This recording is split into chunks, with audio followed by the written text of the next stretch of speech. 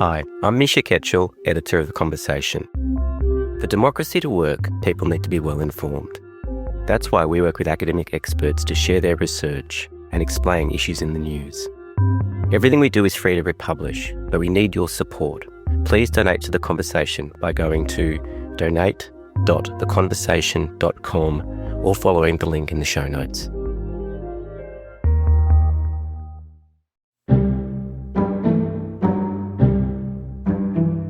From The Conversation, this is Politics with Michelle Grattan.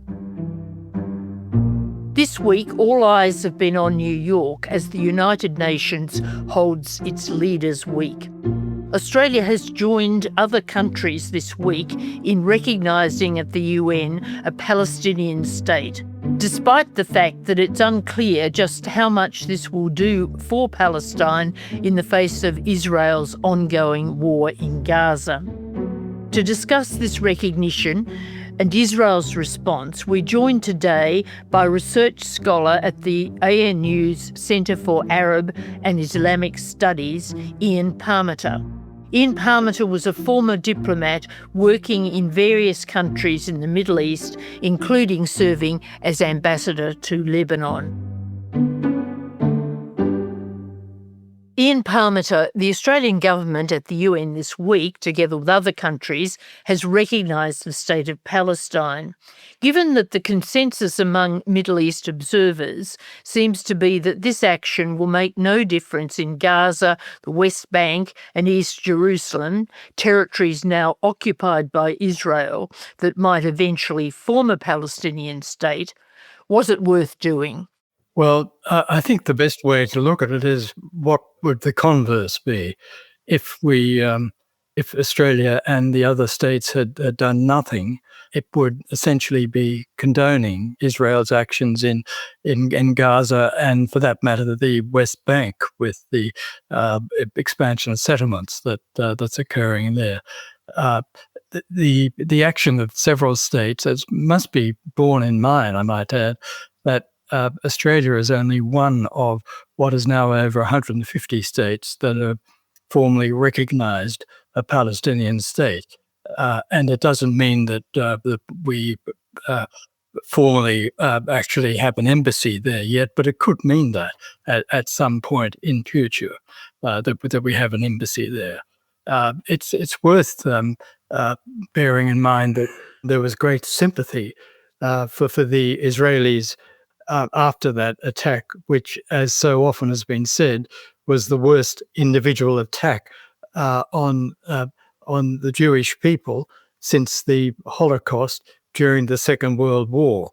What has happened in the 2 years, almost 2 years since then, is that a lot of that support has drained away because of the appalling pictures that we're seeing on our television screens every night. And in that context, it's worth remembering that President Biden in late 2023 made the point that if Israel continued to bomb Gaza indiscriminately, it would lose international support.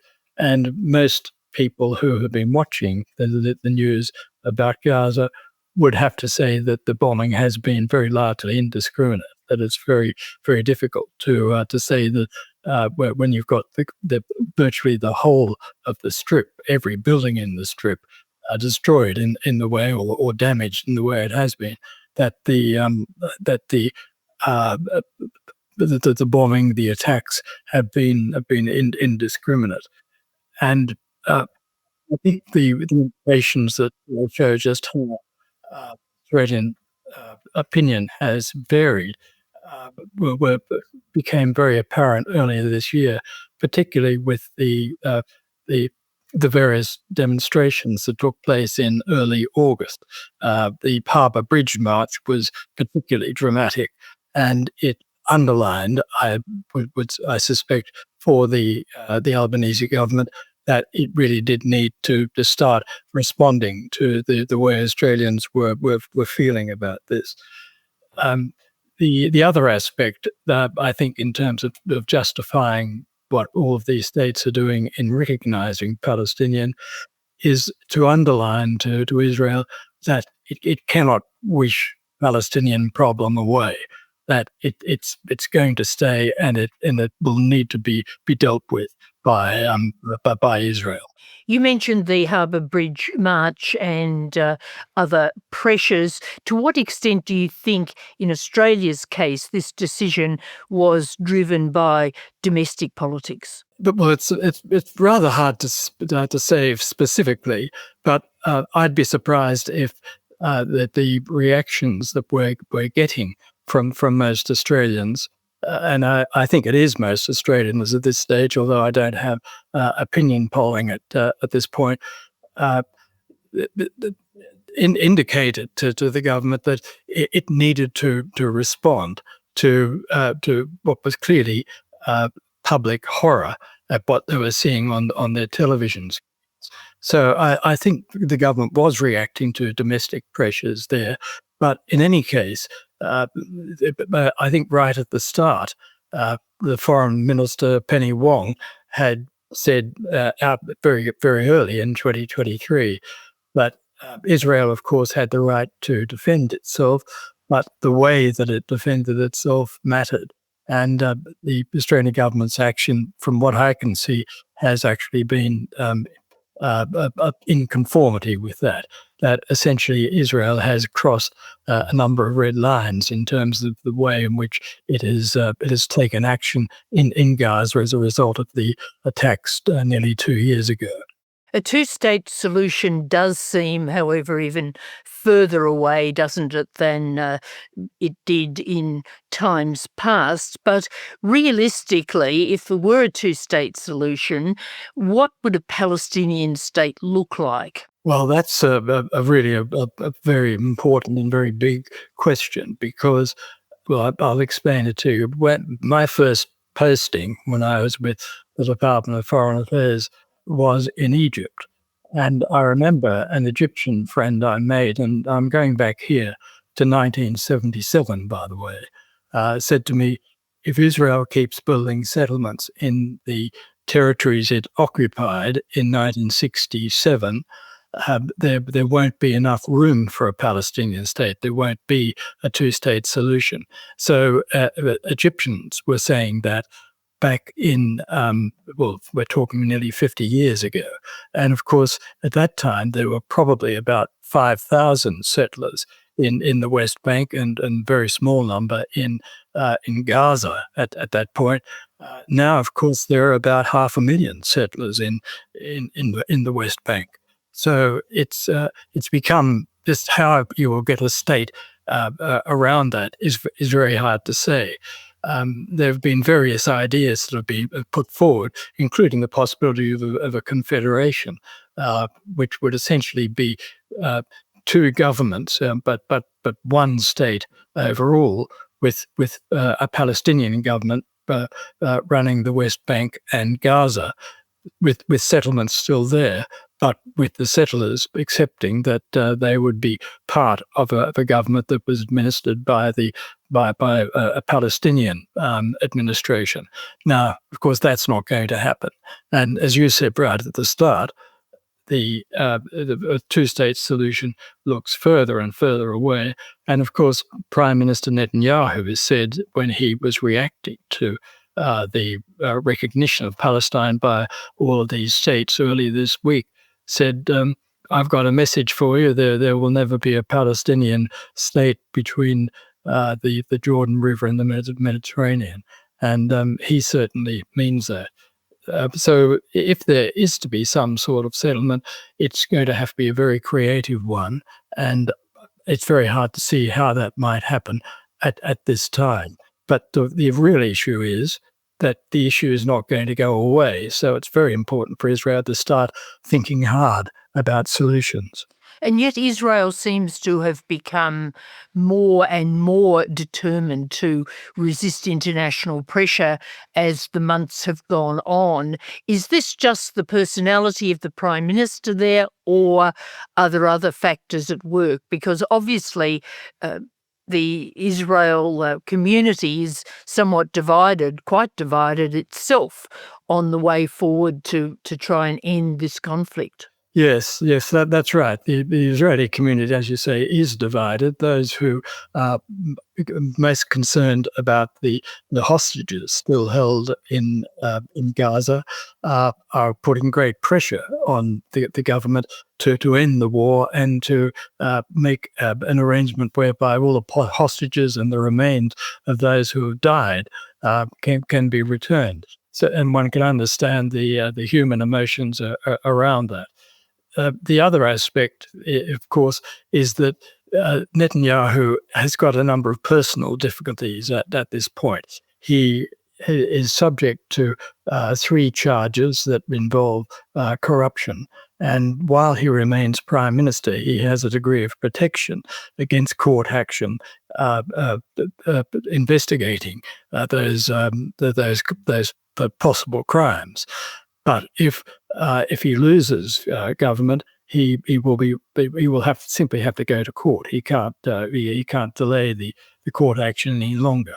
So there's a sense that many Israelis believe that Netanyahu is keeping the war going for personal reasons, because he has a very right-wing government. He has 2 extremely right-wing ministers in his government, Bezalel Smotrich and Itamar Ben-Gvir. And both of them have said that they will leave the government and collapse it if Netanyahu ends the war without Hamas being totally destroyed. So in a very real sense, Netanyahu is continuing the war because he feels it's in his personal interests to do so. The other aspect is that he can do this because the only country that really matters to Prime Minister Netanyahu is the United States, of course, and he has a very good relationship with President Trump, a much better relationship than he had with Biden, and certainly much better than he had with Barack Obama. So Netanyahu, I think, can be pretty confident that America will always have its back, but under the current government there. But it's the other aspect I think I should mention is that we are potentially headed towards what is being called a one-state solution, which would be Israel ruling over all of the land of Israel, plus the West Bank and Gaza. And at that point, the allegations, the claims that have been made in the past that Israel was an apartheid state could be raised again if it does not give equal civil and voting rights to all of the Palestinians in the West Bank and in Gaza. And it has often been said that Israel can be a democracy, or it can be a Jewish state, or it can be a state that retains control of all of the West Bank and Gaza, but it cannot be all 3. And that is the dilemma that Israel faces at this stage. If they take over the whole of the occupied territories, there is then the problem that they will be accused of not being a democratic state because they're not giving the sufficient representation to the Palestinian population. And if that is the case, if they don't give sufficient representation to the Palestinians, or if they were to give their that representation, it would no longer be an exclusively Jewish state. And so that is the difficulty that Israel faces. And for many Israelis, that's really too hard to contemplate at this point. So do you think that this so-called one-state solution is the most likely outcome? Well, we're heading in a de facto way towards that at this stage. I don't think it's a likely outcome in the sense that we'll have an Israeli government that says we'll fix the Palestinian problem through a one-state solution, and this is how we'll govern ourselves in the future. And that's because Israel doesn't want to make that choice between the 3 options that I've set out.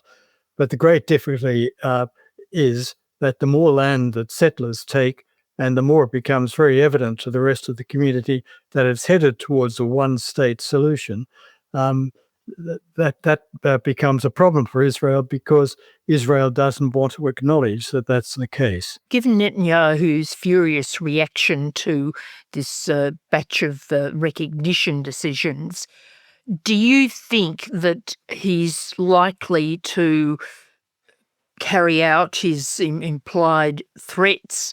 And in that sense, could the recognitions, in fact, backfire and lead to more harm of the Palestinians rather than assisting them? Well, there is that risk, Michelle, certainly. Netanyahu has indicated that he is prepared to consider annexation of more of the West Bank, and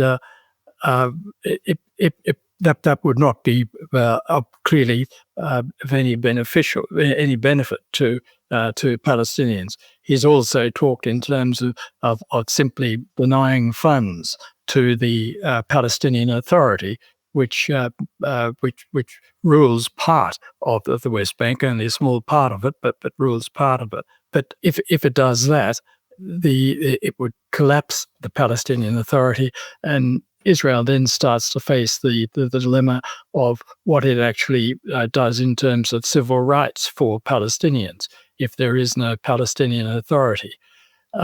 It's an extraordinarily difficult conundrum. I'm not saying in any sense that there's an easy answer, but if Israel does react, and Netanyahu has said that he will react after he's spoken with President Trump either later this week or earlier next week, and presumably got President Trump's agreement to whatever he proposes to do. But if he does annex part of or all of the West Bank, he does face the problem then that he is ruling over a single state where civil rights are denied to part of the population. And that's not a good position for Israel to be in. Just on the Palestinian Authority, Prime Minister Albanese has put much emphasis and indeed trust in the authorities' undertakings for reform and the way it would conduct itself in the future if there was a Palestinian state operating. Do you think that that confidence is justified, or is it somewhat naive? I don't think it's naive. I think Prime Minister Albanese really needed to get this as a quid pro quo from the Palestinian Authority. Most Palestinians do accept that the Palestinian Authority needs reform. The president of the Palestinian Authority, Mahmoud Abbas, is now in the 21st year of a 4-year term. And he has said, he's also 89, by the way, so he clearly is getting to the stage where he may feel the need to retire. But he has given a promise to Albanese, which Albanese really has no choice but to accept, that in return for these acts of recognition that the various Western governments are taking, that there will be reform of the Palestinian Authority, making it more democratic, cutting out corruption, and getting a new and more credible leader of the Palestinian Authority, and of course ensuring that Hamas has no role in it. Now, but quite clearly, that these undertakings have been given. But when you get to elections, you really don't know what the outcome is necessarily going to be. That's in many ways the wonderful thing about elections. And you probably recall that it was way back in 2006 when there were elections to the Legislative Council, the Palestinian Legislative Council. The difficulties that we now have, the division between Hamas and the Palestinian Authority, started then because Hamas actually did win a majority of seats in the Legislative Council. And essentially, to put it bluntly, the United States said that was the wrong result. We're not prepared to accept that. And there was then a brief civil war with Hamas eventually taking over the Gaza Strip. So it's this is such a conundrum for not just the Palestinians, but for the international community, and particularly for Israel, because there's no easy solution. The other point I might add is that um, Netanyahu has said that he won't stop the war until Hamas is completely destroyed. The big problem with that as a war objective is that it is impossible to destroy an ideology. And essentially, a lot of what Hamas stands for is ideological. You can degrade their military capabilities, and Israel certainly has done that, but they still haven't got rid of Hamas.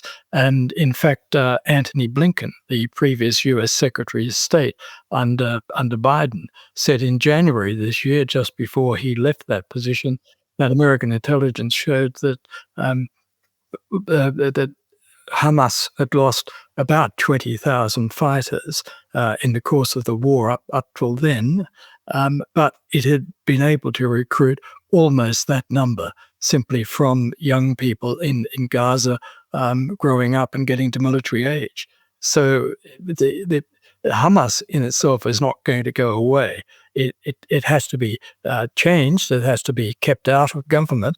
But it's essential that some sort of means of dealing with Palestinians in Gaza be found without simply bombing them to the point where what was formerly anger with Israel becomes utter rage, and you get more radicalization of people, which is what is really a risk at this point. So it could be defeated militarily, but not politically, and it just could reconstitute perhaps under a different name and win an election again. It could do that. Yes, that's right.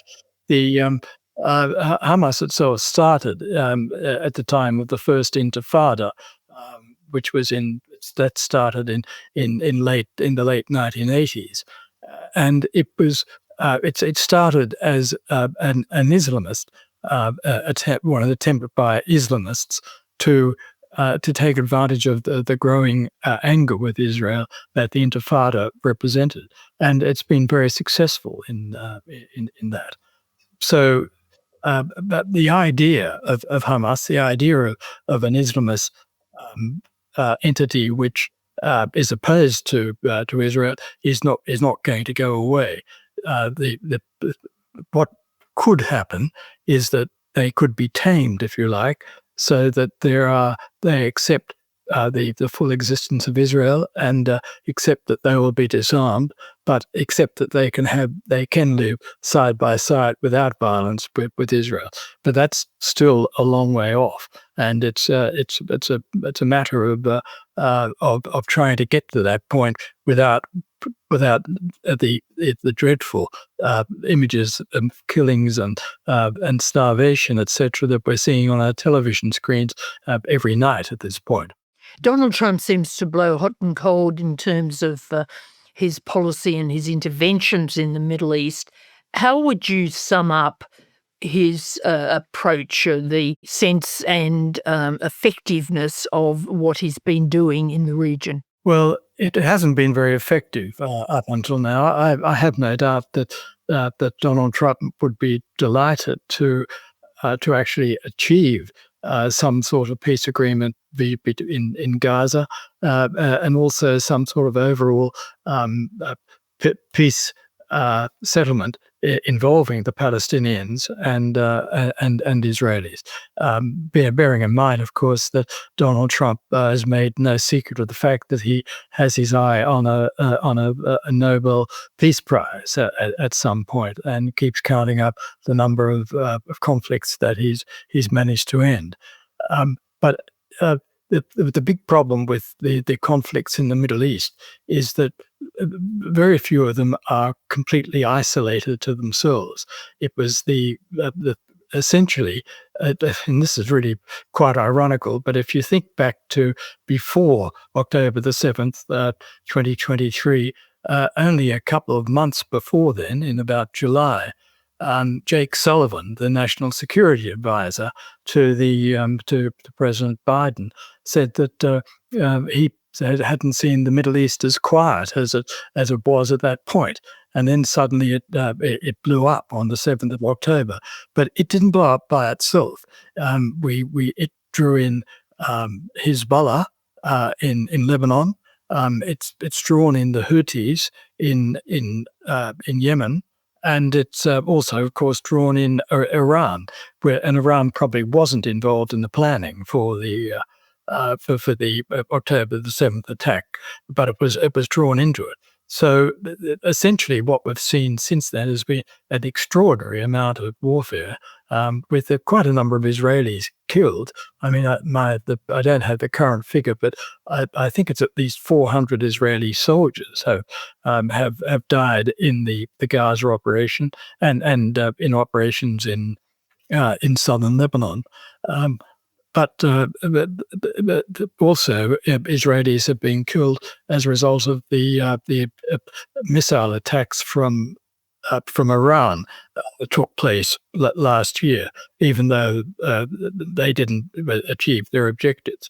And we also had, of course, what was called the 12-day war early this year in June, involving Israel and the United States, for that matter, working together against Iran. So the big problem of the Middle East is that conflicts aren't contained. They can spread elsewhere. And that makes it such a complicated area to try to get an overall settlement in place. Now, Anthony Albanese now has a meeting with the President Trump locked in for October. Do you think that the Middle East will be a point of friction between the two, because Australia's policy and the United States policy now differ, obviously, very much? Or do you think they'll simply agree to disagree and not go down that path too far? Well, it's very difficult to make forecasts about leaders about meetings that leaders held with President Trump in the Oval Office. I mean, as we've seen, they can go off in directions that neither side perhaps anticipated at the start. I'm not sure that. Trump has made clear that he disagrees with the with recognition of a Palestinian state, but that did not affect his dealings with the British Prime Minister Starmer. They simply agreed to disagree on it, and there were a number of positives that came out of President Trump's visit to the UK, helped, of course, by the fact that it was a state visit, and he was very much appreciated the sort of royal trappings that were involved with it. That worked very well, and we can't match that, unfortunately. But I think we have bigger issues that we would want to discuss. Clearly, trade aspects of tariffs, and just see if we can perhaps get them reduced or some sort of agreement worked out on them. And also AUKUS, of course, which is a much bigger issue as far as the government is concerned. At that stage, of course, it will be getting on for at least 6 weeks since the announcement about the Palestinian state, and everything will have moved on. I'm not sure that issue will play very large at that time, but I caveat that by saying it's extremely hard, of course, to forecast what's going to happen in those Oval Office meetings. Just finally, the opposition here has said it would revoke the recognition of Palestine, and Susan Lee has taken the step of writing to the group of Republican Congress members who were critical of the recognition in a letter they sent to the various leaders. Do you think this action is unusual for an opposition leader, and how much of a problem is sharp partisan division on foreign policy for a country like Australia, or doesn't it matter so much when it's an issue like the Middle East rather than, for example, an issue like AUKUS? Yes, or if we had a difference over Indonesia or something like that, much closer in terms of to Australia's interests and much higher in foreign policy terms. I think it is very unusual for the leader of the opposition to get involved with a third country in this way, and Penny Wong clearly was very angered by it, and she accused Susan Lee of running a rogue foreign policy.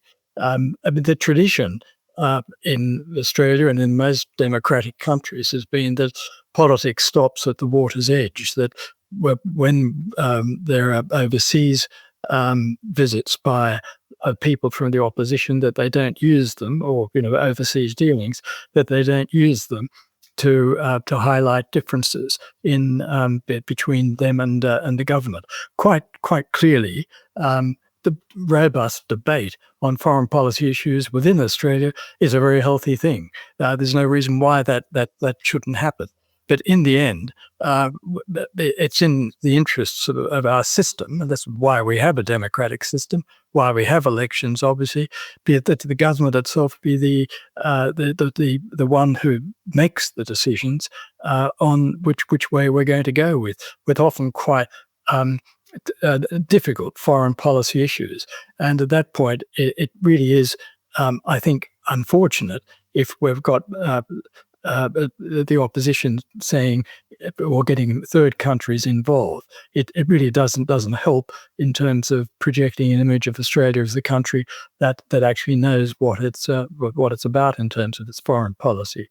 I might add that I understand that the discussion that Susan Lee had with Gideon Saar, the foreign minister of Israel, was initiated by Gideon Saar directly with her. And I think that was out of line as well, as far as Israel was concerned. It's one thing to be critical of the actions of government, but for a foreign minister of a friendly country to reach out to the opposition in Australia in that way is I think out of line and should not have happened. Ian Parmeter, thank you very much for sharing your expertise today on this very difficult and complex set of issues. That's all for today's podcast. Thank you to my producer, Ben Roper. We'll be back with another interview soon, but goodbye for now. Production by Ben Roper. Theme music by Lee Rosevere. The Conversation is a not-for-profit media organisation. Sign up to our daily newsletter for evidence-based news and analysis, including articles from Michelle Grattan, or listen to more of our shows wherever you get your podcasts.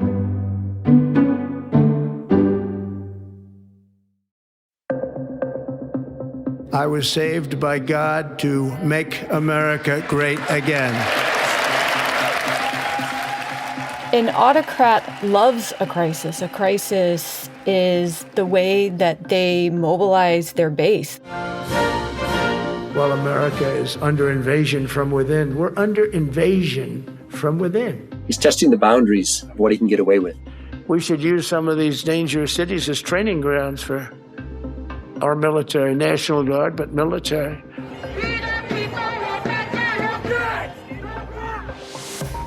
We've asked 6 of the world's preeminent scholars how we can measure the make of an autocrat. It's a recipe of sorts, tried and tested by the most infamous leaders in history. Hugo Chavez in Venezuela. Vladimir Putin in Russia. Joseph Stalin and Adolf Hitler. Viktor Orban in Hungary. He's basically bulletproof in terms of criminal prosecution. Join us from December 29 as we explore Trump, the making of an autocrat, from The Conversation.